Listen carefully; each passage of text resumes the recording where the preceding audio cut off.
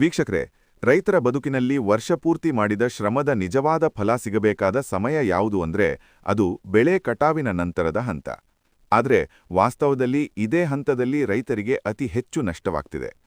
ಕಟಾವು ಮಾಡಿದ ಬೆಳೆಗಳಿಗೆ ಸರಿಯಾದ ಶೇಖರಣಾ ವ್ಯವಸ್ಥೆ ಇಲ್ಲ, ತಕ್ಷಣ ಮಾರಾಟ ಮಾಡುವ ಒತ್ತಡ, ಕಡಿಮೆ ಬೆಲೆ, ದಲ್ಲಾಳಿಗಳ ಹಿಡಿತ, ಸಾರಿಗೆ ಸಮಸ್ಯೆ, ಮಾರುಕಟ್ಟೆ ದೂರ ಎಂಬ ಅನೇಕ ಕಾರಣಗಳಿಂದ ರೈತರ ಆದಾಯ ಕಡಿಮೆಯಾಗ್ತಿದೆ. ಈ ಸಮಸ್ಯೆಗಳನ್ನು ಬೇರುಮಟ್ಟದಿಂದಲೇ ಪರಿಹರಿಸಲು ಮತ್ತು ಗ್ರಾಮ ಮಟ್ಟದಲ್ಲೇ ಬಲಿಷ್ಠ ಕೃಷಿ ಮೂಲಸೌಕರ್ಯ ನಿರ್ಮಿಸಲು ಕೇಂದ್ರ ಸರ್ಕಾರವು ಒಂದು ದೊಡ್ಡ ಮತ್ತು ಮಹತ್ವಾಕಾಂಕ್ಷಿ ಯೋಜನೆಯನ್ನು ಜಾರಿಗೆ ತಂದಿದೆ. ಅದೇ ಕೃಷಿ ಮೂಲಸೌಕರ್ಯ ನಿಧಿ ಎಂಬ ಯೋಜನೆ. ಈ ಕೃಷಿ ಮೂಲಸೌಕರ್ಯ ನಿಧಿ ಯೋಜನೆಯಡಿಯಲ್ಲಿ ದೇಶದಾದ್ಯಂತ 1,00,000 ಕೋಟಿ ಮೊತ್ತದ ಬೃಹತ್ ನಿಧಿಯನ್ನು ಮೀಸಲಿಡಲಾಗಿದೆ.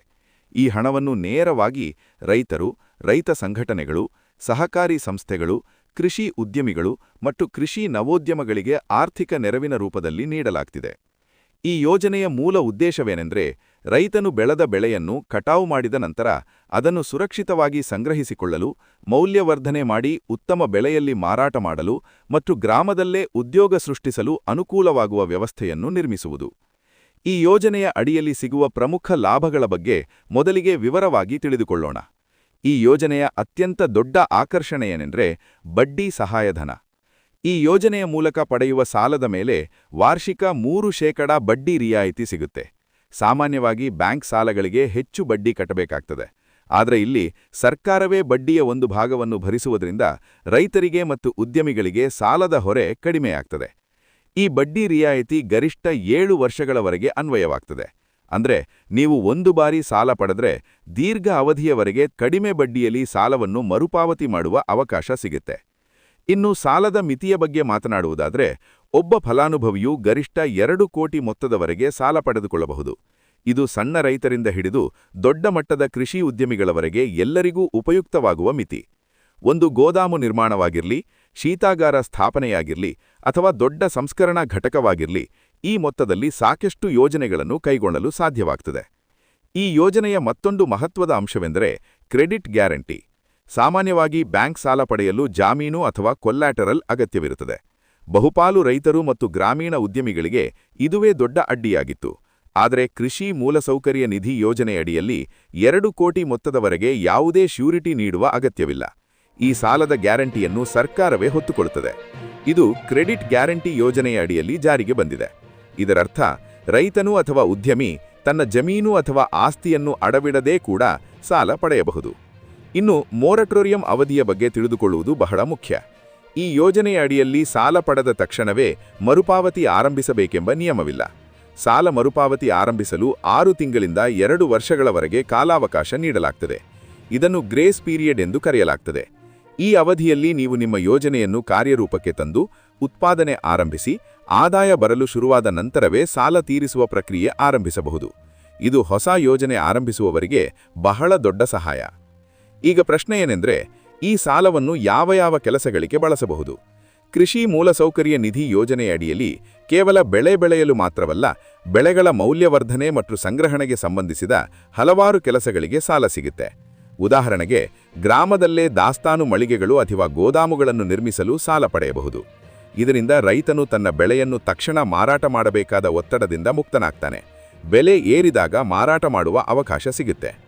ಇದೇ ರೀತಿಯಲ್ಲಿ ಶೀತಾಗಾರಗಳು ಮತ್ತು ಕೋಲ್ಡ್ ಸ್ಟೋರೇಜ್ ಘಟಕಗಳನ್ನು ನಿರ್ಮಿಸಲು ಸಹ ಸಾಲ ಸಿಗುತ್ತೆ.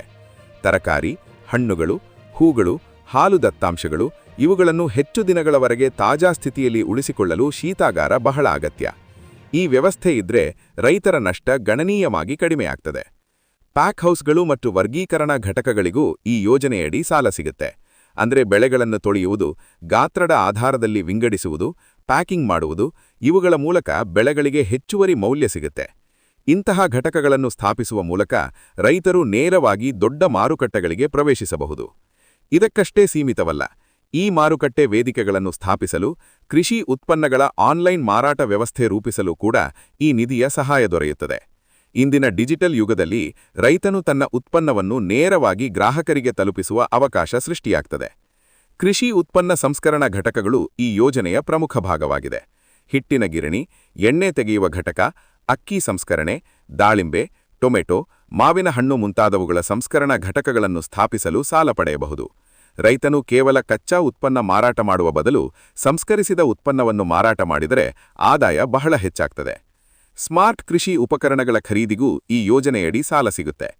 ಆಧುನಿಕ ಯಂತ್ರೋಪಕರಣಗಳು, ಡಿಜಿಟಲ್ ತೂಕಮಾನಗಳು, ಪ್ಯಾಕಿಂಗ್ ಮಷೀನ್ಗಳು, ಸ್ವಯಂಚಾಲಿತ ವ್ಯವಸ್ಥೆಗಳು ಇವೆಲ್ಲವೂ ಕೃಷಿಯನ್ನು ಲಾಭದಾಯಕ ಮಾಡಲು ಸಹಕಾರಿಯಾಗ್ತವೆ. ಇದೀಗ ಯಾರು ಈ ಯೋಜನೆಯ ಲಾಭ ಪಡೆಯಬಹುದು ಎಂಬುದನ್ನು ನೋಡೋಣ. ವೈಯಕ್ತಿಕ ರೈತರು, ರೈತರ ಗುಂಪುಗಳು, ರೈತ ಪ್ರತಿಪಾದಕ ಸಂಸ್ಥೆಗಳು, ಪ್ರಾಥಮಿಕ ಕೃಷಿ ಪತ್ತಿನ ಸಹಕಾರಿ ಸಂಸ್ಥೆಗಳು, ಕೃಷಿ ಉದ್ಯಮಿಗಳು ಮತ್ತು ಕೃಷಿ ನವೋದ್ಯಮಗಳಿಗೆ ಆರ್ಥಿಕ ನೆರವಿನ ರೂಪದಲ್ಲಿ ನೀಡಲಾಗ್ತಿದೆ. ಇದು ಕೇವಲ ದೊಡ್ಡ ರೈತರಿಗೆ ಮಾತ್ರವಲ್ಲ, ಸಣ್ಣ ಮತ್ತು ಮಧ್ಯಮ ರೈತರಿಗೂ ಸಮಾನವಾಗಿ ಅವಕಾಶ ನೀಡುವ ಯೋಜನೆಯಾಗಿದೆ. ಈ ಯೋಜನೆಗೆ ಅರ್ಜಿ ಸಲ್ಲಿಸುವ ವಿಧಾನವು ಬಹಳ ಸರಳವಾಗಿದೆ. ಸಂಪೂರ್ಣವಾಗಿ ಆನ್ಲೈನ್ ಮೂಲಕವೇ ಅರ್ಜಿ ಸಲ್ಲಿಸಬಹುದು. ಮೊದಲಿಗೆ ಅಧಿಕೃತ ಜಾಲತಾಣಕ್ಕೆ ಭೇಟಿ ನೀಡಬೇಕು.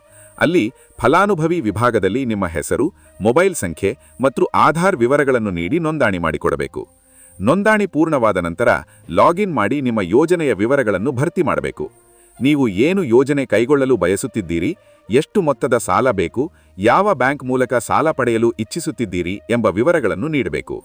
ಅದರ ಜೊತೆಗೆ ಯೋಜನಾ ವರದಿಯನ್ನು ಅಪ್ಲೋಡ್ ಮಾಡಬೇಕಾಗುತ್ತೆ. ಈ ವರದಿಯಲ್ಲಿ ನಿಮ್ಮ ಯೋಜನೆಯ ಉದ್ದೇಶ, ವೆಚ್ಚ, ಲಾಭದ ಅಂದಾಜು ಮತ್ತು ಮರುಪಾವತಿ ವಿವರವಾಗಿರಬೇಕು. ಜೊತೆಗೆ ಆಧಾರ್ ಕಾರ್ಡ್, ಪ್ಯಾನ್ ಕಾರ್ಡ್, ಜಮೀನಿನ ಪಹಣಿ ಅಥವಾ ದಾಖಲೆಗಳು ಮತ್ತು ಬ್ಯಾಂಕ್ ಪಾಸ್ಬುಕ್ ಪ್ರತಿಯನ್ನು ಅಪ್ಲೋಡ್ ಮಾಡಬೇಕು. ಅರ್ಜಿ ಸಲ್ಲಿಸಿದ ನಂತರ ನಿಮ್ಮ ಅರ್ಜಿ ನೇರವಾಗಿ ಆಯ್ಕೆ ಮಾಡಿದ ಬ್ಯಾಂಕಿಗೆ ಆನ್ಲೈನ್ ಮೂಲಕ ಹೋಗುತ್ತೆ. ಬ್ಯಾಂಕ್ ಅಧಿಕಾರಿಗಳು ಯೋಜನೆಯನ್ನು ಪರಿಶೀಲಿಸಿ ಅಗತ್ಯವಿದ್ದರೆ ನಿಮ್ಮನ್ನು ಸಂಪರ್ಕಿಸಿ ನಂತರ ಸಾಲ ಮಂಜೂರು ಮಾಡುವ ಪ್ರಕ್ರಿಯೆ ನಡೆಸ್ತಾರೆ. ಮಧ್ಯವರ್ತಿಗಳ ಅಗತ್ಯವಿಲ್ಲದೆ ನೇರವಾಗಿ ರೈತ ಮತ್ತು ಬ್ಯಾಂಕ್ ನಡುವೆ ವ್ಯವಹಾರ ನಡೆಯುವುದು ಈ ಯೋಜನೆಯ ದೊಡ್ಡ ಪ್ಲಸ್ ಪಾಯಿಂಟ್. ವೀಕ್ಷಕರೇ, ಕೃಷಿ ಮೂಲಸೌಕರ್ಯ ನಿಧಿ ಯೋಜನೆ ರೈತರಿಗೆ ಕೇವಲ ಸಾಲ ನೀಡುವ ಯೋಜನೆಯಲ್ಲ. ಇದು ರೈತರ ಬದುಕಿನಲ್ಲಿ ದೀರ್ಘಕಾಲೀನ ಬದಲಾವಣೆ ತರುವ ಉದ್ದೇಶ ಹೊಂದಿದ ಯೋಜನೆ. ರೈತನು ತಾನು ಬೆಳೆದ ಬೆಳೆಯನ್ನು ತಾನೇ ಸಂಸ್ಕರಿಸಿ, ತಾನೇ ಮೌಲ್ಯವರ್ಧನೆ ಮಾಡಿ, ತಾನೇ ಮಾರಾಟ ಮಾಡುವ ಸ್ವಾವಲಂಬನೆ ಈ ಯೋಜನೆಯ ಮೂಲಕ ಸಾಧ್ಯವಾಗ್ತದೆ. ಇದರ ಜೊತೆಗೆ ಗ್ರಾಮೀಣ ಭಾಗದಲ್ಲಿ ಉದ್ಯೋಗ ಸೃಷ್ಟಿಯಾಗ್ತದೆ. ಯುವಕರು ಕೃಷಿಯೊಂದಿಗೆ ಉದ್ಯಮದತ್ತ ಆಕರ್ಷಿತರಾಗ್ತಾರೆ. ಕಟಾವಿನ ನಂತರದ ನಷ್ಟ ಕಡಿಮೆಯಾದರೆ ರೈತರ ಆದಾಯ ನೇರವಾಗಿ ಹೆಚ್ಚಾಗ್ತದೆ. ರೈತರು ದಲ್ಲಾಳಿಗಳ ಹಿಡಿತದಿಂದ ಹೊರಬಂದು ಸ್ವತಂತ್ರವಾಗಿ ನಿರ್ಧಾರ ತೆಗೆದುಕೊಳ್ಳುವ ಶಕ್ತಿ ಪಡೀತಾರೆ. ಕೃಷಿ ಕ್ಷೇತ್ರವನ್ನು ಆಧುನಿಕ, ಲಾಭದಾಯಕ ಮತ್ತು ಸ್ಥಿರ ಮಾಡಲು ಈ ಕೃಷಿ ಮೂಲಸೌಕರ್ಯ ನಿಧಿ ಯೋಜನೆ ಒಂದು ಮಹತ್ವದ ಹೆಜ್ಜೆಯಾಗಿದೆ.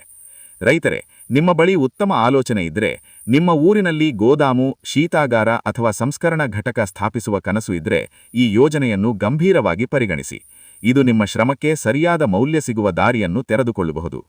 ಇದಾಗಿತ್ತು ಕೃಷಿ ಮೂಲಸೌಕರ್ಯ ನಿಧಿ ಯೋಜನೆಯ ಸಂಪೂರ್ಣ ಮಾಹಿತಿ. ಇಂತಹವೇ ರೈತರಿಗೆ ಉಪಯುಕ್ತವಾಗುವ ಸರ್ಕಾರಿ ಯೋಜನೆಗಳ ನಿಖರ ಮಾಹಿತಿಗಾಗಿ ನ್ಯೂಸ್ ಫಾರ್ ಕರ್ನಾಟಕ ಚಾನೆಲ್ ಅನ್ನು ಸಬ್ಸ್ಕ್ರೈಬ್ ಮಾಡಿ. ವಿಡಿಯೋ ಇಷ್ಟವಾದರೆ ಲೈಕ್ ಮಾಡಿ, ರೈತ ಬಂಧುಗಳಿಗೆ ಮತ್ತು ಗ್ರಾಮೀಣ ಭಾಗದ ಯುವಕರಿಗೆ ಶೇರ್ ಮಾಡಿ. ಮುಂದಿನ ವಿಡಿಯೋವರೆಗೆ ನಿಮ್ಮ ಮತ್ತು ನಿಮ್ಮ ಕುಟುಂಬದ ಆರೋಗ್ಯ ಕಾಪಾಡಿಕೊಳ್ಳಿ.